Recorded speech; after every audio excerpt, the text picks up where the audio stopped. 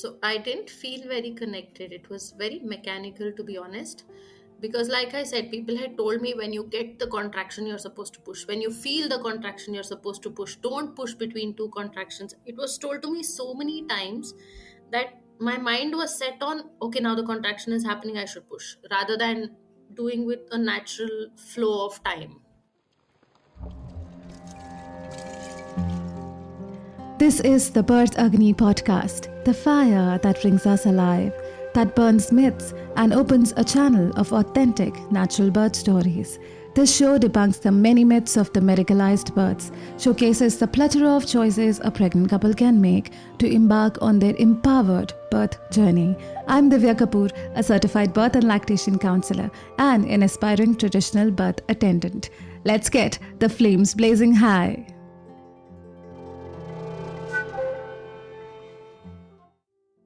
Did you know that you can birth vaginally even if the baby passes meconium? Did you know that meconium at birth is a common occurrence? Did you know that meconium does not always mean a distressed baby? Did you know that a baby can pass meconium because of a drug-based induction? We share more on meconium through today's story, which is Swati's normal birth story when her son had passed meconium during labor and her doctor did not scare her. Swati is an artist who adds beauty around her through her crochet work and teaches art through her workshops. You can find her by Swati Soul on Instagram.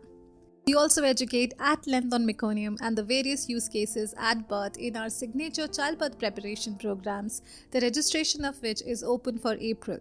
Visit www.birthagni.com to book a free discovery call now. Welcome, Swati, to the podcast. I'm so grateful to sit with you. And I've, in all this time that we were trying to sit together, I've known you as a person. It just feels like I'm sitting with another friend. And I'm so grateful for you to be here. And we will talk about your story about how there was meconium during the birth and the doctor did not scare you. He was there observant. He said it's absolutely possible to have a normal birth with meconium.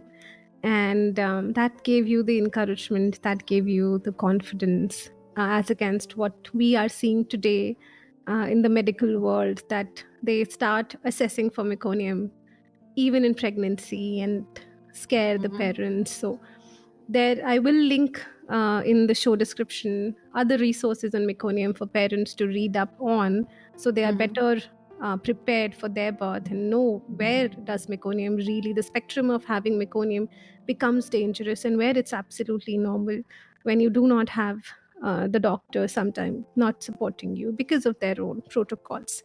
And when we were discussing about how we're going to take this through, you said that there were so many horror stories that people shared with you while you were pregnant.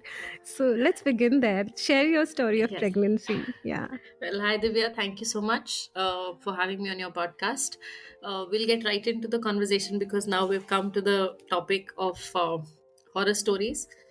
Before, when I was initially pregnant, everybody started scaring me about things that I wouldn't have known and wouldn't have thought of as well.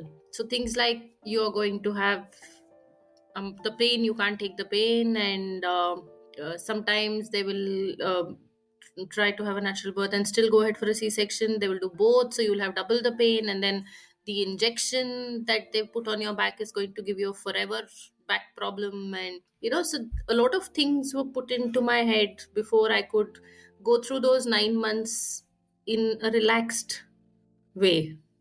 Well, yeah, relaxed way. And that's what pregnancy should be like. People should be True. encouraging you, the bliss of creating life, etc. So, True. yeah. So, thankfully, my doctor was very, very supportive. So, when I got to know I was pregnant, I was to travel the following month, which was the third month of my pregnancy. And not just travel, I was going to go for treks on mountains, walk 8, 10, 12 kilometers a day in unknown territories, go on a boat ride, not have proper, you know, home cooked meal because you're going to Yeah. be outside all the time.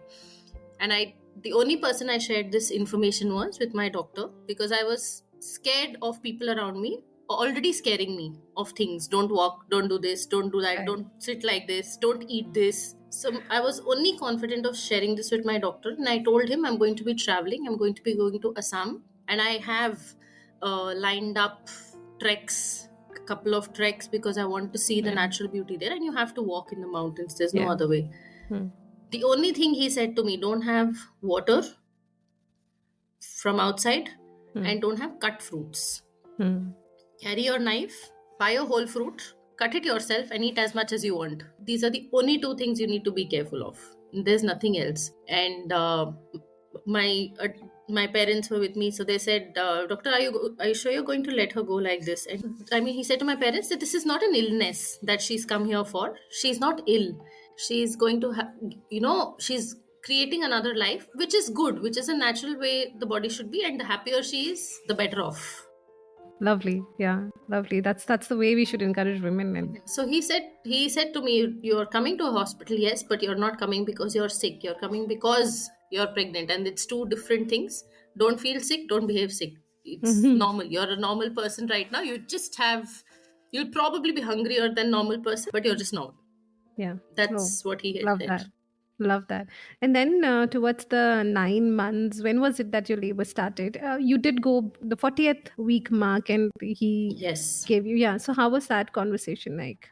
So, on my last checkup with the doctor, which was last year of the 39th week, he said that the baby's weight is full, and you should ideally have got your pain by now because of the weight of the baby and everything. But because it's not happened, I'm asking you if you would want to wait for your due date, which is 4 days later, or do you want to induce pain and have it done? Because the larger the baby gets, the heavier that the child gets, it will be more difficult for you to birth the baby. Hmm. So we picked a date, and I asked him if I can have breakfast before coming to the hospital. Hmm. And he said, "Of course, you can eat as much as you want." And I asked him if I can eat idli sambar, or is there anything specific like boiled food or khichdi. Hmm. He said, "No, no, you're good. You can even eat biryani and come." That was his Ah, attitude. And then we had the pain induced in the morning at around 6:30, yeah. and Yeah. post that it was about 5 and 6 hours I was in labor. Labor. Yeah. Yes. But thinking back, I would not have been so scared if people had not put things in my mind. So, because I had been told that it's going to be that painful and that bad, and it's your cramps will be severe, I think I was mentally tuned to feel that pain. I Yeah. don't think it actually happened that much, but my mind kept saying it's that bad. Painful. Yeah. Yeah, because throughout those 9 months, I had been told these things. Hmm. Yeah. The fact that it's gonna really go to that level. I don't know where it's gonna Yeah, go. How yeah, bad is it gonna get? Yeah.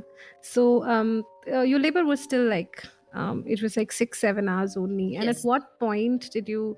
And before we go there, I just wanted to let the listeners know that the medical protocol does say that if the baby grows big, the baby will not be, it will be difficult to birth this baby. But if we go to the physiology of birth, big babies are not a problem, and they can absolutely fit through the pelvis. Mm-hmm. It's the baby's head to the pelvis, and the head can mold. The bones are soft enough to slide over each other and create a cone fit through the pelvis. So big babies are not really a problem. We've seen in the midwifery model babies as big as 4.6, 4.7 kgs being born absolutely without any medicines and without any Mm-hmm. disturbance. Yeah, unmedicated, undisturbed.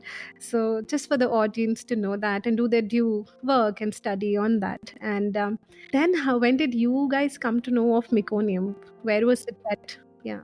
There was some problem with the dilation, and the nurse had to kind of come and recheck and check again and again. The doctors had to keep coming because I wasn't dilating as much as I should have after the injection and medication. So by the time I was dilated about between 4 and 5 centimeter, I felt a gush of liquid, and I had to call help, obviously, because I didn't know why I was feeling that. And the nurse came, and then she said, "Oh, the water's broken," which is fine and stuff. But then I insisted that she called doctor. Hmm. The doctor also came by, but he came by in 20 minutes because he was on his rounds. Hmm. And by the time he could come, there was a meconium discharge as well. So when the nurse saw it, it was clear. But then by the time the doctor came, there was meconium. And then that was the time where I got to know of meconium. I didn't know that there is something like this because I didn't look it up, to be Hmm. honest. Yeah, I yeah, of didn't see, I course. didn't look it up, Yeah, I didn't study it through. yeah, I didn't feel the need to. So yeah, I just sure. went with the flow. Yeah. And the doctor said there is meconium. And he said we will wait and birth normally, and there is no problem at all. Hmm. And in the meantime, they also put a device on my stomach, which was monitoring the heartbeat of the baby. Yeah, yeah, yeah, yeah. Fetal Yeah. heart rate, yes. Yeah, so he checked that as well. And then he said, we're absolutely fine to wait, even though there is meconium, and we'll have a natural birth. Though I kept insisting that let's go for a cesarean, because, like Hmm. I said, in my mind, I was hurting a Yeah, lot. yeah. May not have otherwise, but I kept telling him that it's too bad and let's just go ahead with the C section. But then he waited through. Yeah, okay, lovely. So from 4 centimeters, how much time did it take since the time that you knew there was meconium to the birth? About 2 hours. 2 hours, and then you had your baby. So did he do an internal? Did he check where the baby was at before? Yes. Yes, he did all that. Yes, he Okay. did.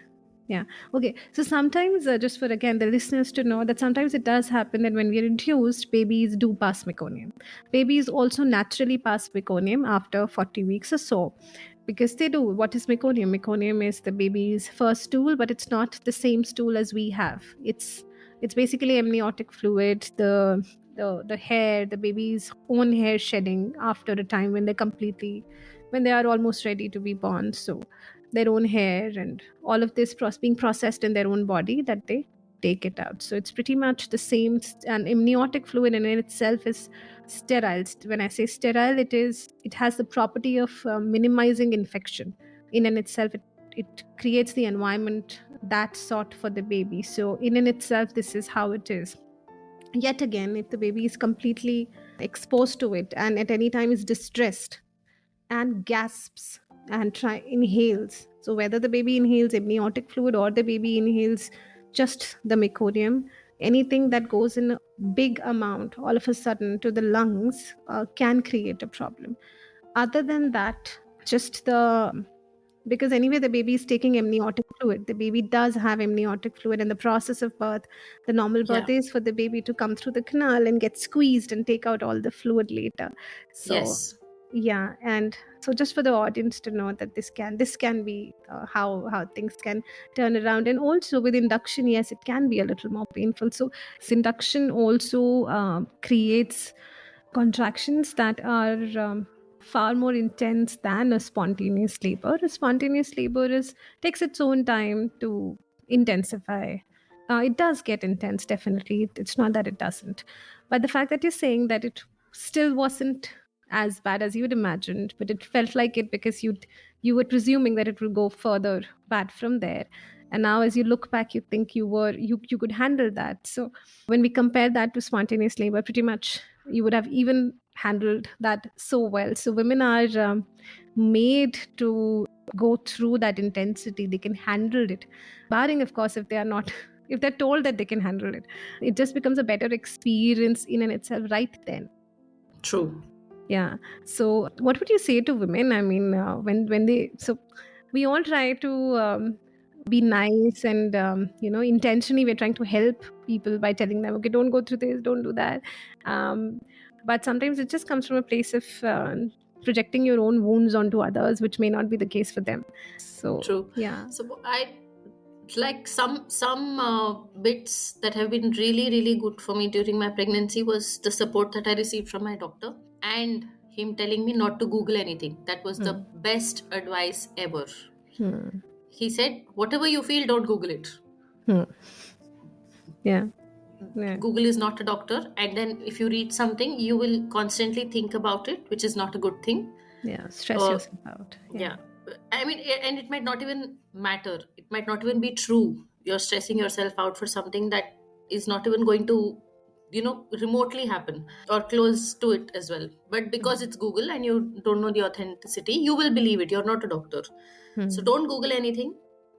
I'm just a message away. Drop me a message or text. I will respond. Oh, lovely. So that was one advice that my doctor gave, and Yeah. I abided by it. And I think Yeah. it was the best thing not to Yeah. Google up, will it hurt too much, or Yeah. Yeah. what happens if. If, yeah. Yeah. Yeah. So Yeah. I didn't Google anything. And also, I think people shouldn't put their own experience in front of everyone Hmm. about the pain or the mishappening.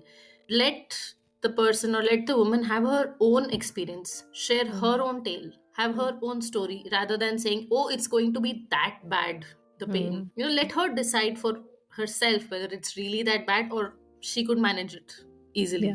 Yeah. But I think that, over preparing a mind is also not good. Yeah, yeah, definitely. And this way, telling somebody that this is the one reality, because this is my reality, this is the one reality for everyone. That True. is not also, yeah, helpful. Right. And Yeah. we do that. I might feel it differently. I might look at it as a good good pain, Hmm. as opposed to somebody looking it at as terribly hurting. Yeah, yeah, yeah, yeah, absolutely. And it's wonderful because we do that so often to women, um, all the time. The moment they're pregnant, we think it's our responsibility now to protect them. It's not. We let them have their own experience, like you're saying. And Yes. just curious, it came to me. How was the pushing phase like?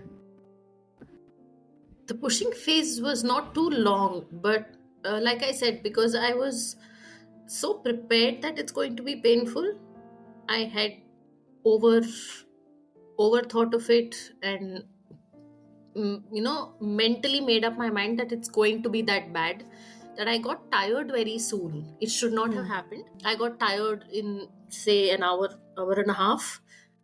But I don't think people have the luxury of short labor and getting tired so soon. I mean, I my labor was quite short, to be honest, Hmm. because I know in my family there have been 20 hours, 18 hours, and stuff like that. Hmm. But I got tired soon, and though I had help from the nurses, from the doctor, uh, eventually the doctor had to get a nurse to step on top of me and Hmm. help me push, because I had given up Hmm. after a point. Yeah, yeah, yeah. How did it feel? Did it feel like a disconnected experience or a connected? So sometimes women already have an urge to push, and they feel connected. They feel that they are able to understand what's happening in their body. And sometimes when somebody is guiding you to push, it can feel like it's happening elsewhere, and I Yeah, have to so do I it. didn't feel very connected. It was very Hmm. mechanical, to be honest. Hmm. Because, like I said, people had told me, when you get the contraction, you're supposed to push. When you feel the contraction, you're supposed to Hmm. push. Don't push between two contractions. It was told to me so many times that my mind was set on, okay, now the contraction is happening, I should push, rather than doing with a natural flow of time. Flow of time and yeah, feeling through it because the body Yeah, will anyway help you. The body will correct. push. Yeah, Yeah. in an ideal situation, I should have felt the contraction and I should have wanted to push naturally, but Mm-hmm. it was more mechanical because my mind was at, oh, it's a Yeah. contraction, okay, let me push. Yeah, yeah, yeah. Because it was told to you. True. Yes. This is what happens when guided pushing doesn't help sometimes and doesn't make that a great experience. And it can also, so we had Yashoda on the podcast who said she loved the pushing phase because Mm-hmm. she was also feeling it. One and alongside the chant and the people telling her push in one single voice, it just gave her a good adrenaline rush. She liked it. She didn't feel anything there and then at Mm-hmm. that time, and it wasn't painful as against to that experience. Somebody, because it is a natural normal process, women do feel the urge to push at some point in time during labor, and we do say wait for it. So when we explain it to mothers, we do say wait for it and don't push yourself because you will feel it. So when you feel it, it's a more connected experience, and which is why I asked this question because Mm-hmm. yeah, with Yashoda's experience, I was surprised, and it was a learning for me to know that it can still have a range of experience for women, And she did like it. The next time around, she had a more physiological birth at a birth center, wherein she had the urge to push, but she felt it different. She kind of liked that one better. So, yeah, I mean, we still don't know a lot about how women feel, a lot of co-factors helping them in Yeah. birth. Yeah, and so how are things later after the pushing and the baby? Subhav was here, and then did they give you Subhav on skin to skin breastfeeding? How was it? So I remember Subhav was out. I saw Mm. Subhav. They put him on my belly for about 12-15 seconds till the time they cut the umbilical cord, and the doctor asks you, do you want, are you sure, can I go ahead with cutting the cord and everything? So till that time he was on my belly, and then as soon as the umbilical cord was cut, they took him away because he had swallowed some amount of meconium. And as I was explained, that meconium can either go into the stomach or lungs or both, and the only way to get it out of the lungs is by breathing, and stomach can be pumped out. But in Swabhav's case, he had, it was in his lungs, so they immediately gave him some support with the breathing with the mask, Yeah, yeah, yeah. and then they took him to the NICU, Hmm. and where I was called shortly after for the first breast Breastfeeding. milk. Yeah, Yeah. for the first golden milk, I think Yeah, she had said. golden. Yes, yes, yes, yes. Yeah. The first milk is yellow in color. It's colostrum. It's called the golden liquid or golden milk because it is that precious. Uh, Yes. and So they yeah, waited. They waited. They didn't give him anything. They waited for me till I could wow. move about enough to go and give him the first milk, and then that was because they said that it's extremely important, as it's highly uh, it's got a lot of good stuff in it to create a stronger immune system, and on those lines. Yeah. Yes, yes, Yeah. yes. It's so we call it the first vaccine of the baby, the natural Um, vaccine. this I Because didn't know, but I remember the golden milk bit. I yeah. was slightly dazed because I was just gotten, and then they put me back to sleep for a while. Yeah. Yeah. No, but yeah, it's called the golden milk, and it's right, like you said, that it has so much good stuff, and it stays for some time, and then transitions into the whitish milk. So this I also want to highlight here that I do come across women who've not been given a chance to go and feed their babies in the NICU, where they're not allowed to go into the NICU for the risk of infection for other babies, which WHO and a lot of other authorities, which, not everything about birth by these authorities is also factual. It's based on just research, and it's not based on physiology and how the body works. Yet at the same time, if I still have to quote them, they do acknowledge that if there's a preterm baby or there's something with the baby when the baby has to go to the NICU, the mother should go, and the mother should feed the baby at the breast. If the baby can feed at the breast, the mother and baby should not be separated, because the amount of emotional stress the baby gets, because the baby is among strangers, the baby is not able to feel the mother, and the mother is also not able to be in touch with the baby and transition from uh, maiden, that is a pregnant woman, to a mother. All that little things really help, and the joy of breastfeeding, I mean, getting to breastfeed. So even though Sabha was in the NICU, I was allowed to go in as many times in a day as it was needed of me to go, even if it was feeding time or not feeding time. If I felt like I could go, just there were times when I would just go talk to him, or just hold his hand, or tiny things like that, just to feel. Because like I said, during the push, it was so mechanical for me, so I wanted to feel that love, that child has now arrived, kind of a feeling, right? So for me to go and touch his cheek, or to hold his hand, or to touch his feet, was a special experience for me, and I'm sure it would have been for him as well. He feels this touch, he relates to this kind of a touch, or this kind of love. But I was allowed to go as many times as I wanted to, and the nurses were very helpful with assisting him out of the NICU when his pipes were off, so that he could breastfeed directly. So there were days when he couldn't breastfeed directly, where I used to pump the milk for him. But if there was no pipe on a particular day, they would assist him on my lap, so that I could breastfeed him. And in fact, even the father was allowed twice a day to come and talk to the child or to see the child or to meet the child. Yes, they did have precautions in the hospital where you were supposed to take off your footwear naturally, and there was disinfectant outside, so you wash your hands and then only then you're allowed to go inside, which is fair. The beauty about this is that it's needed. It should be like that, and it's that simple to take care of. To when you allow parents to go in, and alongside your touch, your voice, the child knows your voice. Yeah, The yeah, baby just knows their mother. In the animal world, if there is a bird and we do say, na, if we touch another species touches the bird, bird doesn't accept the baby back. It is that primal for human beings. Also, we do live in a very different setting. Absolutely, it's not as primal. It's not as evolutionarily we have changed a lot, yet that mother too, wanting to be with the baby, wanting to feel the baby, just yes.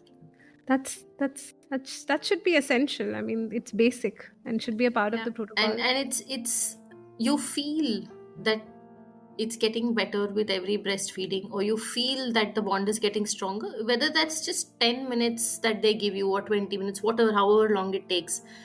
And the little smile or the little cooing sound, it makes so much of a difference to you as well, that you feel better. And then I think you feeling better in turn makes the child also get that feeling Yeah, of being better absolutely. already.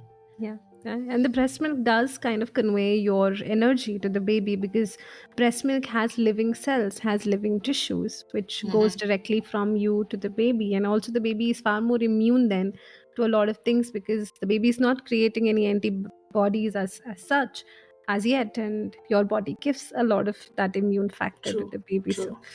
So necessary, so simple. And this I wanted to highlight because it's such a beautiful thing that they kind of made space for. And for, again, the mums listening to this, I mean, you can ask for it if it's being done elsewhere. This was in Bangalore, right, Swati? Yes. And what was the hospital and the doctor's name? The hospital was Cloud9. Doctor was Yeah. Prakash Kini. Okay. And you smile, so I know we were coming to the fact that things have changed definitely over this period of time, and protocols have changed. And this was how many years ago? Five, six, This was five. 5 years ago, but I'd like to say here that my doctor then Hmm. would have been around 70, 68 or 70. Though he was doctor from since we were not born, Hmm. since then, but his thought process was very today's day thought process. It wasn't an old school thought process of, being fearful or creating fear or, things like that. I think that was also very, very important for me, at least, as being his patient. Yeah. Yeah, yeah, yeah. Yeah, he never liked it if I said patient also. In fact, That's lovely, yeah, because you are you're not a not a patient patient, like. you're not sick. Yeah. That used to be his reaction. Yeah, you're Yeah, only here to that's say hi to me. wow. That's so Yeah. beautiful, and commend that. Absolutely commend that, because commend that because it's so beautiful. Again, it's essential. This is how women should Yes. be treated. So, Swati, later you did have, your sister went to the same Mhm. doctor and she had a different experience. So, would you like to tell us about that? Because why I want to get that out is to the audience is to understand the protocols also change. So the doctor wasn't the same. The hospital was the same though, and her doctor was different because she wasn't comfortable consulting a male doctor. So she did not want to consult him. But when she was going through her pregnancy, more or less the same. But even when she went into labor, she had a meconium discharge, and in her case, the doctor didn't wait. She was dilated 3 Okay. centimeters by then, Mm. but the doctor didn't wait for the next 2-3 hours and they went in for an emergency C section. Hmm. I think the protocols change, and I also think it's a doctor's call depending on the kind Yeah. of meconium, or there are Yeah. different classes of meconium as well. There's definitely how the baby is responding to it.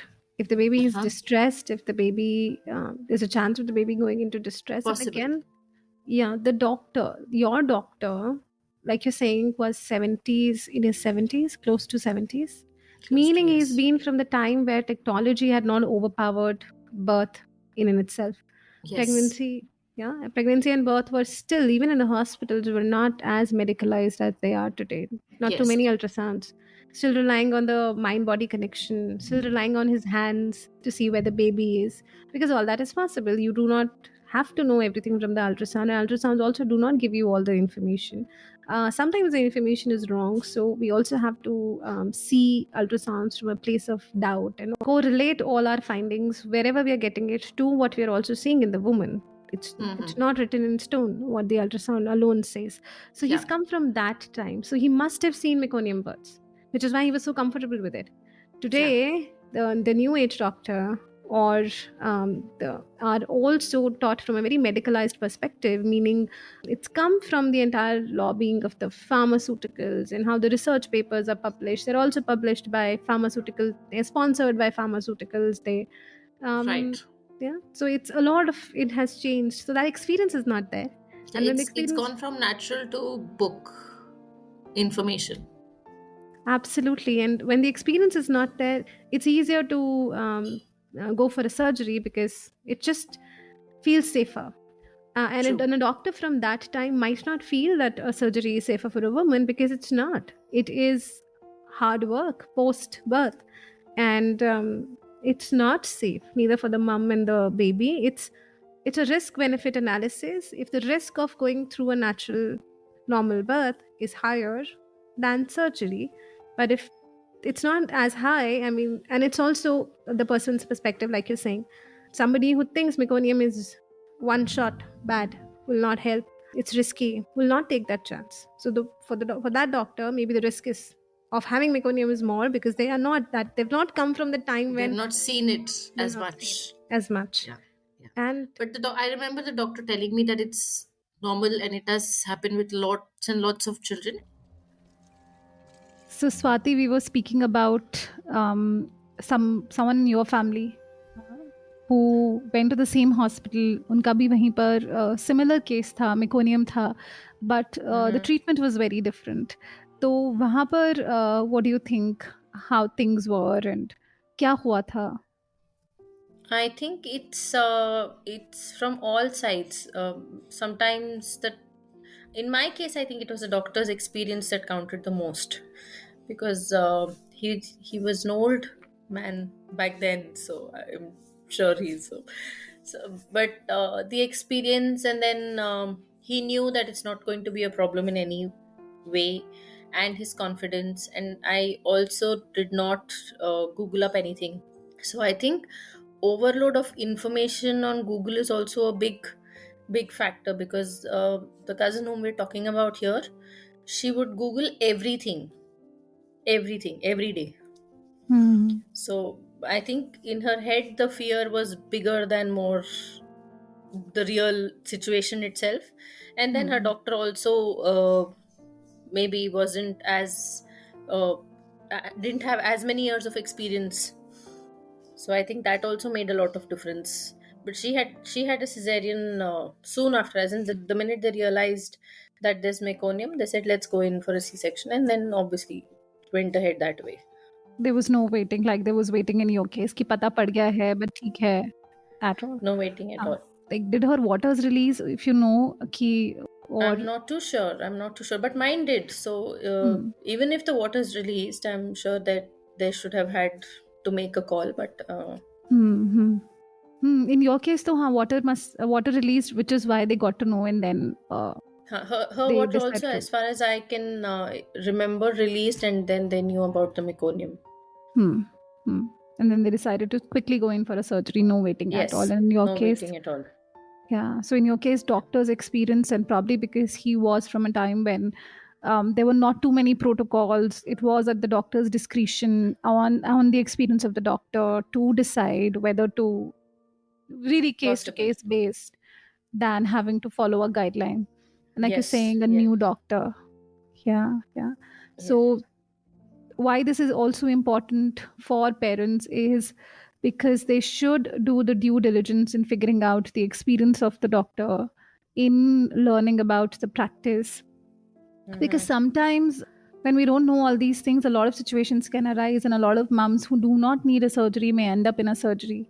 And surgery, although we try and look at it from a very positive angle, which is important for the well-being of the mother's emotional state, it's also important to, when we are preparing for birth, it's important to look at surgery as a surgery itself, and from the point of view of the morbidity, meaning the health of the mother and the baby, Mm-hmm. as against born via normal birth, because that is definitely has a lot of benefits in terms of the recovery, etc. How was your recovery post birth? My recovery was quite fast, though there was an incision and then there was a few stitches to avoid the tear, as I was told. But the doctor and the hospital was well equipped. So after the stitches, they had some red light treatment. Hmm. Hmm. So within 2 days, I didn't have any more open wound or a feeling of pain or anything.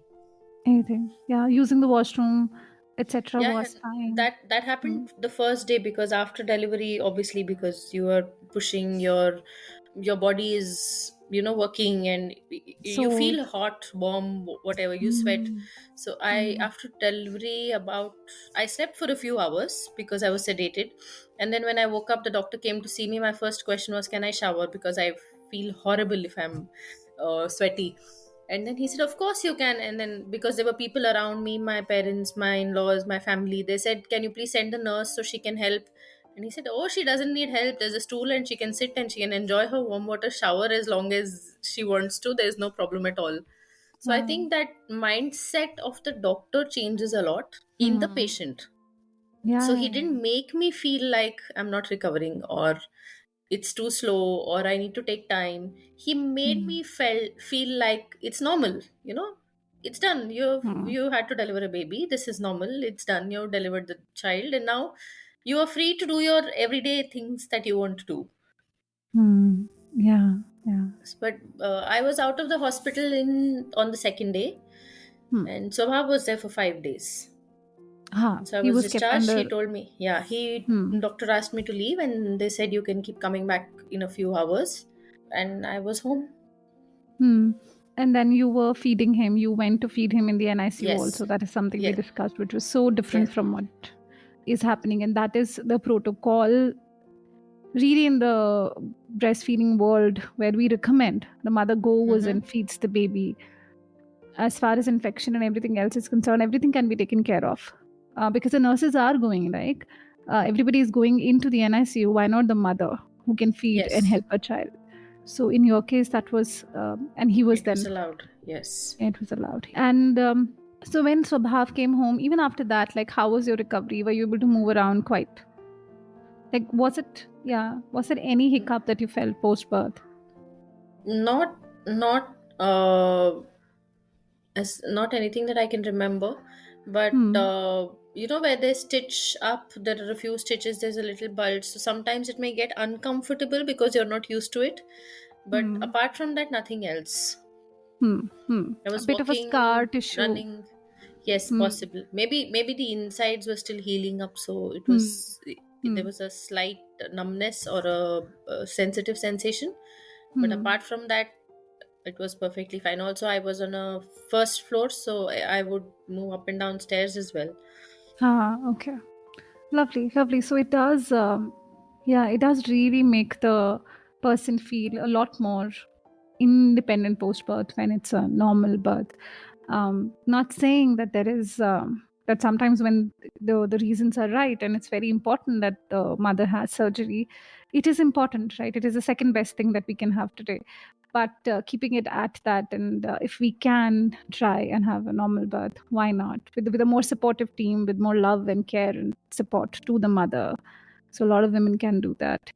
Um, yeah. And when Subhav came, you were breastfeeding at home as well. Yes, Yeah. And how I was the I breastfeeding journey?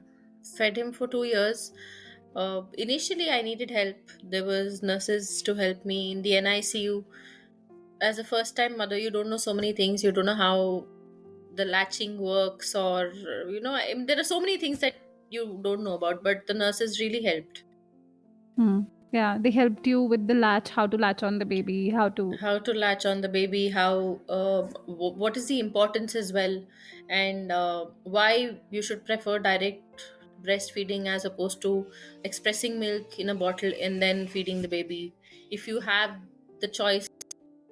Yeah, so at the breast, the baby is using their oral muscles, and the oral muscles are getting developed. It helps with the development of the oral muscles, and a lot of ear and nose infections are prevented if the baby is directly at the breast. Plus, your brain gets the signal that what the baby is. They told me about the areola and how the child deposits the germs that it, he or she carries, and obviously the child, if you observe a child playing, will always put their hand in the mouth, and then they deposit those germs onto you, and then your body, because your skin is a sense organ, kind of uh, you know registers that these are the antibodies I need to make for the child to be safe of these germs around.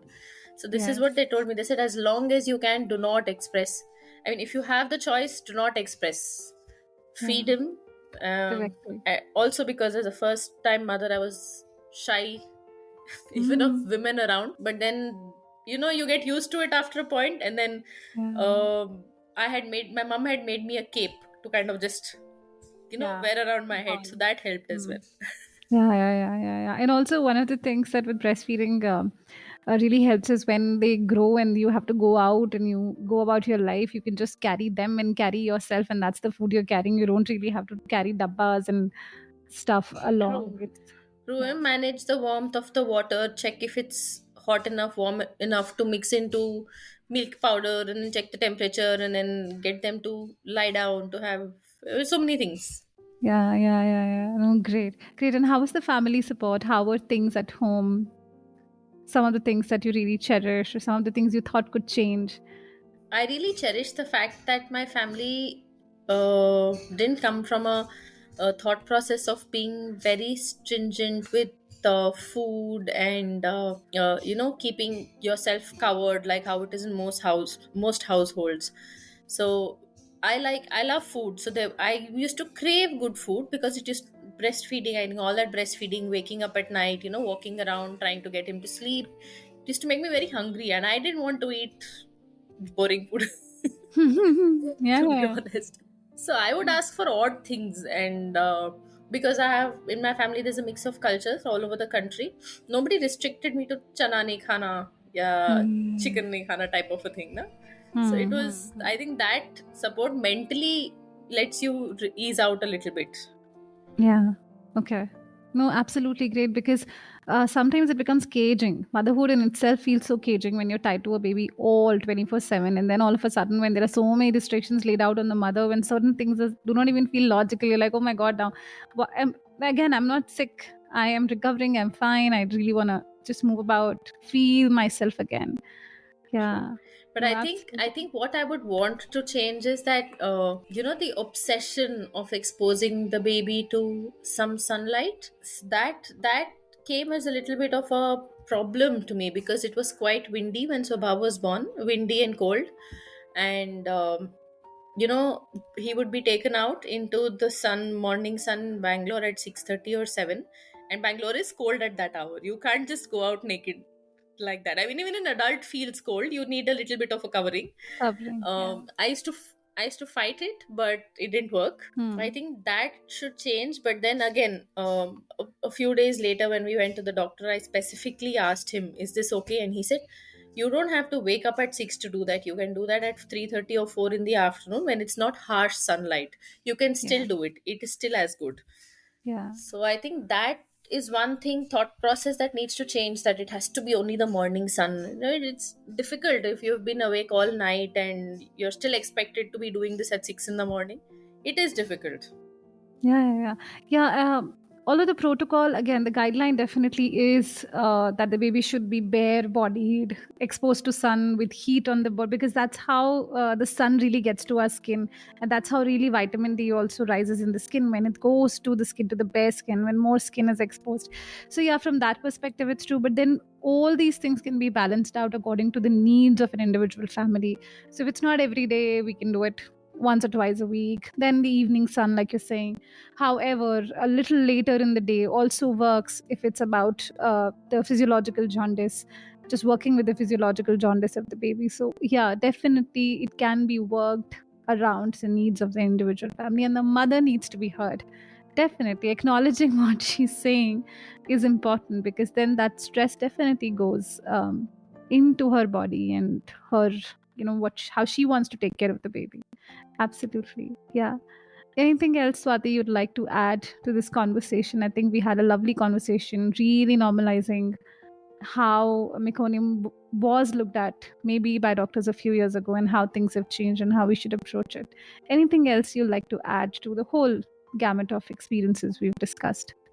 Nothing really, but I think if you have a good doctor and obviously good support staff with the doctor and your family supporting you enough, it's the best thing. I mean, having the baby and then getting the baby home and then, living with changing every day is the best thing that can happen. But your support system plays a very important role. I mean, you can't do all this alone. Yeah. Yeah. Children were never supposed to be raised alone. I remember my mother, because I asked my mom when Divi was born. I was like, Mom, how did you do all the work? Because I remember you did quite a lot of work. She said, but I never took care of you guys. You were taken care of by your Dadaji, because my Dadi was not there. So my Dadaji would bathe us. My Dadaji would clean us. My Dadaji would change our diapers because my father was not home. He would go to work. So my Dadaji did pretty much the role of a lot of women in the families as well. And he did it because he liked it. So my mother said that, yeah. So having a support system really is important. A mother is not supposed to do all of this. She needs help if she has to use the washroom, because sometimes you really have to hold your pee because the baby wants to feed and you want to pee, and oh my god. I know. Yeah, I think men need to have a little more open-mindedness towards a lot of things. Not men of our generation, because now Hmm. it's all popular and it's all fancy to do things at home with your child. But I think the previous generation, like if I expect a man from a previous generation, even it may be my father, I don't think he can sit with Swabhav even today, though Swabhav is grown up, does his own things, manages his own self more than 20 minutes. I think that's like a window I have. Oh, And that's I a think great window. Yeah. a longer duration would be good when the child is small, at least. Growing up And days. yeah, every child takes their own time, and then some days they stick to us like all day. Devi is 6 and Devi still does that. Some days she really wants to stick to me. She's like, "Oh, Mama, I'm not leaving you. You just don't go anywhere." She starts crying, and I'm like, "What happened?" So yeah, days are different, but That um, happens to us at 38, so it's okay. yeah. Oh yes. Some days I don't want to send my husband to work. Can't you Some days take I him want off? to go to my mom's house without my family. I Anybody? want them to stay here. I want to be with my mom full day. Like, don't come in between. There's no nanny and there's no mother-in-law. There's only mommy. Yeah, oh, absolutely. The mother should be at the center. And these are valid needs. These are needs that we all have. And yeah, thank you so much for sharing that. And for men, I hear you when you say that men of the previous generation, like my father was not as involved, my grandfather was. And that's stark difference, no? Like his father would do so much at home, but my father didn't. And till date, he doesn't. He would play a little with Devi, and then he'd be like, "Oh, I'm back off too." He has to be given certain rules that this is the time that you take her to the park. So now he knows that at 6 I'll take her to the park. Yeah, that's it. After a Yeah, but point of then time, I need some. a full involvement doesn't happen. Yeah, Like if that you will tell never them that you're happen. Yeah. supposed to spend time from 4 to 5 and there has to be no TV and no mobile, my father will look at me and say, so what can I do? I say, you have 10 games in front of you, just open them, or you Yeah, just color with him, or you just, I don't know, color. tell him a Read a story or book. something.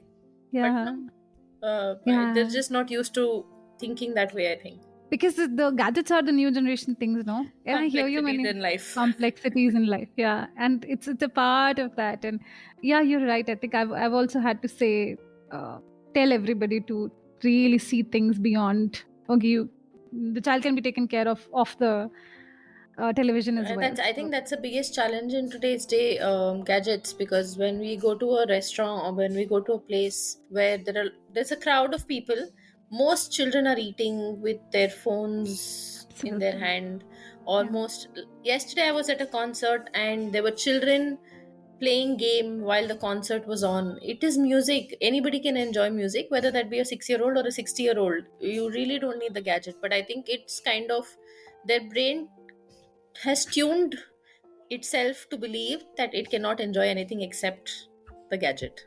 Yeah, because it's fast, no? It's a good dopamine. It's fast, fast, fast, Yes, and the but music is I still also believe slower. till Hmm. you should restrict. I'm not saying don't give it at all, but there should be a restriction to screen, TV, colors that you watch on TV, the kind of Colors. videos that you watch. As long as you can control it, you should. 200%. And I so buy this because it is addictive and it does go in tune their brain to fast paced things, and we have to retune them to music, to old music. And we've had to do that. It didn't come really as naturally as I would think it came to me, because my grandfather saw so much. Like, he had a he really liked music, so he would have this Saregama running every Sunday, I think, aata tha, and then we would listen to all those slow paced reality shows. And वो जो Yep, slowness tuning थी, into the radio with radio. the toggle button and waiting for a Sunday morning to watch Ramayana for half an hour with everybody together. I mean, those Yeah. things are are. I mean, they were rare for us. Even like once in a week, TV was rare, but we still lived our lives to the best. So I think it is Oh, possible without absolutely. gadgets. There is 200. And no yeah, necessity for gadgets. no. And we can train our children accordingly. We So can, but I think the outer world plays a very important role. Like Subhav comes home and he'll tell me about his friend who has an iPad and he's allowed to hmm, play on it for an hour in the morning and an hour in the evening. hmm. It is a challenge to discuss with him why it's not good. Hmm, hmm, hmm, hmm, hmm. Yeah, but I think honesty, and so that's what I'm doing. I don't know what's right and wrong, Swati, but that's what I'm doing with Divi also when she comes back. And for example, we have zero, like zero cold drinks, nothing, not allowed. It's the why. I've completely told Divi it's the why. I can't lie to you. It is the why. If I don't allow you the why, I won't allow you this. We don't eat it. You wouldn't have it. So sometimes with kanjak, for example, everybody gave us fruity. So she said, Mama, one fruity. I was like, we can get something else. We can make something fresher. I can order something fresher for you. Maybe let's go have sugarcane juice from outside if you want to really get it from outside and not make it at home. But let's not have it. This is the why. So reinforcing, and I've had fits. I've had they were really crying that you don't allow me. You don't love me as much, and things like why? Because she's growing and she can't really do that now. Knows how to use strategy. But I think reinforcing has helped us, that she's now begin saying no. And I started showing this food farmers a couple of videos to her. I showed her, I said, look, it's not just us, it's not isolated in our house, it's a common ground that everybody's taking, but we'll always make choices maybe different from others, and maybe that tunes into a family. But I do try and restrict Subhav, but there are days I give in when there are 10 children around him having fruity. I don't want him to feel like he's apart. being deprived. Hmm. So I do allow him, but he has now started saying no when he can, He or can. when he's in the mood, which is the right word. Yes, and that's still a win, no, Swati, in a world that is Yeah. so overladen with all these things. It's such a win. I also allow the way. It's not I don't. I do on days when I see that it's emotionally hurting her, and she wouldn't have. My mom didn't allow me so many things. She doesn't live with that because वो समय भी आएगा. आ चुका वो है, पैर भी मेरे नहीं. को तो बोलता है स्वभाव कि आप तो मेरे को कुछ भी नहीं करने देते, मेरे फ्रेंड्स फन करते हैं. Hmm. या आई थिंक मुझे लगता था जब व्हेन आई स्टार्टेड पेरेंटिंग देवी, मुझे लगता था शायद ना हमारा बहुत ही अलग रिलेशनशिप होगा, बट आई थिंक वो ओवरऑल जाने वाला उसी डायरेक्शन में है that No, but I'm then going to be. it's okay. I think Yeah. in best interest, I would pick this over that. Oh, absolutely. Yeah, no, love that. And they'll have their own mind once they are able to make those decisions growing up. अभी तो हमें ही करना है. हाँ. Till you can control it, till you can. Yes. No, thank you so much, Swati. I had a wonderful time with you, and I really, really loved. It was candid. It was, yeah. I can't believe that we are sitting, like, we sat through these two recordings for the very first time, saw each other. We've known each other for some time through your husband, Vaibhav, who has this podcast. And then we've been connected through your work, wherein you create these beautiful crochet designs, and you have this work out there, which is wonderful.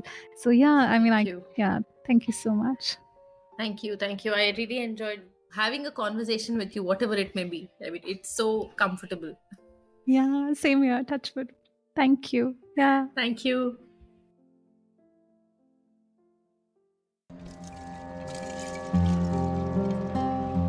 There is a field beyond fear, where the body is empowered to take on labor and birth. To land there, it is crucial to take birth education. To enroll into our unique labor and birth preparation course, reach out to us at www.birthagni.com or scroll through all available prenatal and postnatal preparation classes.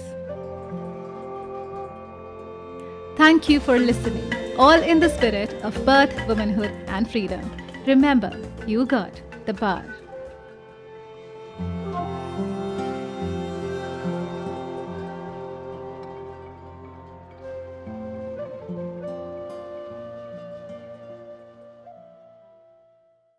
This podcast is about physiological birth and does not offer or claim to provide medical knowledge or diagnosis. Starting a podcast with poor recording tools in the market? It was painful until I found Zencaster. Its high quality audio and video recording, along with the option of a backup, makes it super sturdy and a savior at times. With an easy to use dashboard and super convenient tools for advertising campaigns such as reels and videos, Zencaster is my comfort choice. Go to zencaster.com/pricing and use my code BIRTHAGNI, BIRTHAGNI, and you will get 30% off of your first month of any Zencaster paid plan. I want you to have the same easy experiences I do for all my podcasting and content needs. You may also explore their free hobbyist plan to begin with.